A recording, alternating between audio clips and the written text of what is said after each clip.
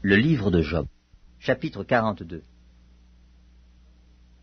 Job répondit à l'Éternel et dit : Je reconnais que tu peux tout, et que rien ne s'oppose à tes pensées. Quel est celui qui a la folie d'obscurcir mes desseins? Oui, j'ai parlé, sans les comprendre, de merveilles qui me dépassent et que je ne conçois pas. Écoute-moi, et je parlerai. Je t'interrogerai, et tu m'instruiras.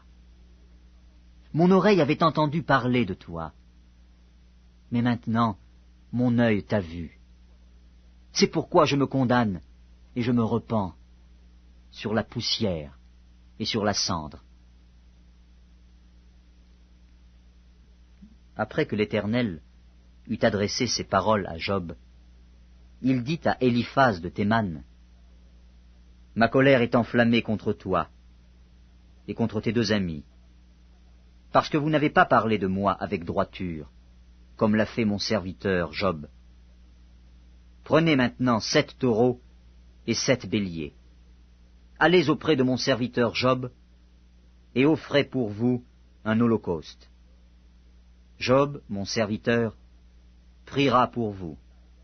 Et c'est par égard pour lui seul que je ne vous traiterai pas selon votre folie, car vous n'avez pas parlé de moi avec droiture, comme l'a fait mon serviteur Job. Éliphaz de Théman, Bildad de Shuach et Tsophar de Naama allèrent et firent comme l'Éternel leur avait dit. Et l'Éternel eut égard à la prière de Job. L'Éternel rétablit Job dans son premier état, quand Job eut prié pour ses amis. Et l'Éternel lui accorda le double de tout ce qu'il avait possédé. Les frères, les sœurs et les anciens amis de Job vinrent tous le visiter, et ils mangèrent avec lui dans sa maison. Ils le plaignirent et le consolèrent de tous les malheurs que l'Éternel avait fait venir sur lui. Et chacun lui donna un késita et un anneau d'or. Pendant ces dernières années, Job reçut de l'Éternel plus de bénédictions qu'il n'en avait reçu dans les premières. Il posséda 14 000 brebis, 6 000 chameaux, 1 000 paires de bœufs et 1 000 ânesses. Il eut 7 fils et 3 filles. Il donna à la première le nom de Jémima, à la seconde celui de Ketsia, et à la troisième celui de Kéren Apuk. Il n'y avait pas dans tout le pays d'aussi belles femmes que les filles de Job. Leur père leur accorda une part d'héritage parmi leurs frères.